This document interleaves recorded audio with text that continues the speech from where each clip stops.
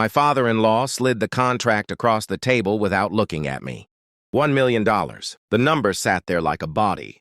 My wife didn't blink. She stirred her coffee slowly, watching the spoon circle as if this were a routine business lunch.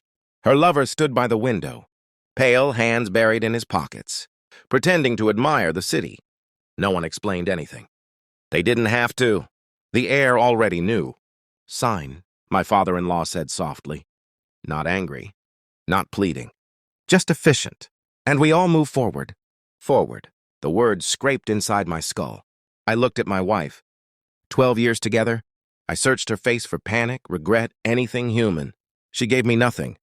Just a thin, patient smile.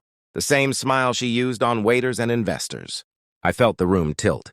Not from surprise. From confirmation. This wasn't a negotiation.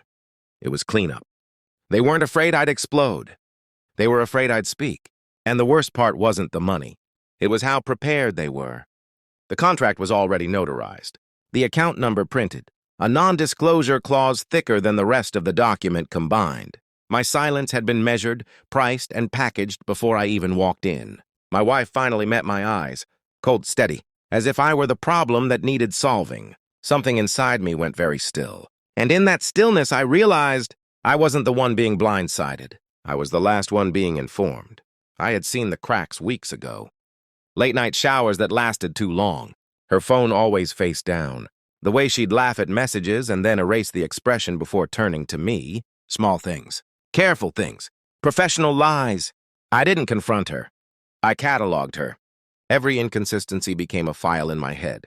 Every excuse time-stamped. She thought silence meant ignorance. She didn't understand silence was my laboratory. The first real fracture came at a charity gala. Her lover brushed her back when he passed. A casual touch, invisible to anyone not watching for it. I was watching. She didn't flinch. That told me everything. Not new, not accidental, comfortable. Practiced. That night, she slept facing away from me. Her breathing even, peaceful. I stared at the ceiling and mapped the timeline of our marriage like a crime scene. Promotions that didn't make sense. Trips extended by a day. Sudden generosity from her father toward her projects.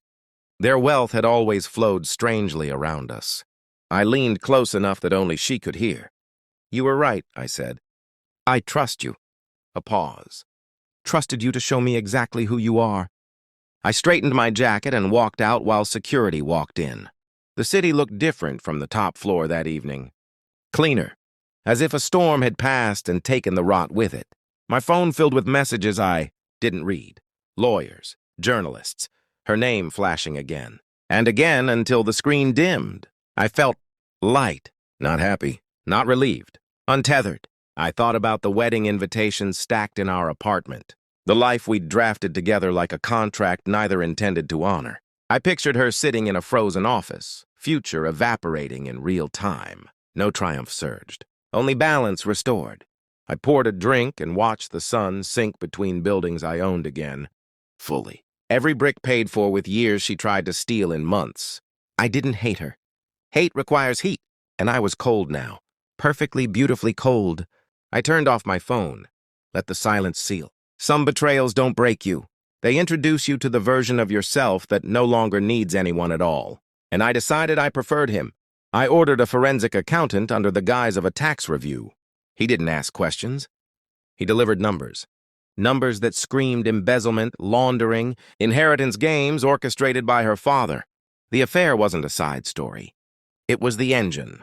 Her lover wasn't a mistake. He was the successor. I was the placeholder. Each discovery burned, quietly, precisely, not rage. Not yet, something colder. A mathematician's satisfaction as an equation resolves. They had built a future that required my silence. They just forgot to remove my access. I compiled everything. Copies on encrypted drives. Legal opinions from lawyers who never heard my name. Contingency letters scheduled for release if anything happened to me. By the time my father-in-law called the meeting, I was already richer than they knew. Not in money. In leverage. Back in the restaurant, I didn't touch the pen. I slid my own folder onto the table. My wife's fingers paused mid-stir. I opened it slowly. Audit summaries, email excerpts, transfer maps, a neat architecture of betrayal. I rotated the pages toward them like presenting artwork. Her lover's face collapsed first. He stepped back from the window as if the city had rejected him. My father-in-law read in silence. His jaw tightened. A tiny tremor in his hand. The first crack in the old man's empire. My wife stared at the documents, then at me. For the first time that day, she looked uncertain. "How long?" she whispered. I shrugged. Long enough. No shouting. No theatrics. Just facts breathing in the space between us. The restaurant noise faded. The world narrowed to paper and pulse. The contract he'd prepared looked childish now. A toy bribe for a man they thought was blind. I leaned back. "You're not buying my silence," I said quietly. "You're renting my mercy." And I let that sentence sit. Heavy. Final. My terms were simple. Asset division rewritten. Immediate transfer. Public resignation of her lover from the company. An internal investigation initiated by her own mother, chairwoman of the board, and a woman they both underestimated. I pressed one button on my phone. She walked in. My mother-in-law had been listening from the adjacent room. I'd invited her before the meeting. Sent her the files at dawn. A mother is loyal to blood, but she's loyal to legacy more. She didn't scream. She looked at her husband with surgical disappointment. Then at her daughter. "You risked everything," she said. The lover tried to speak. She silenced him with a glance. Security arrived within minutes.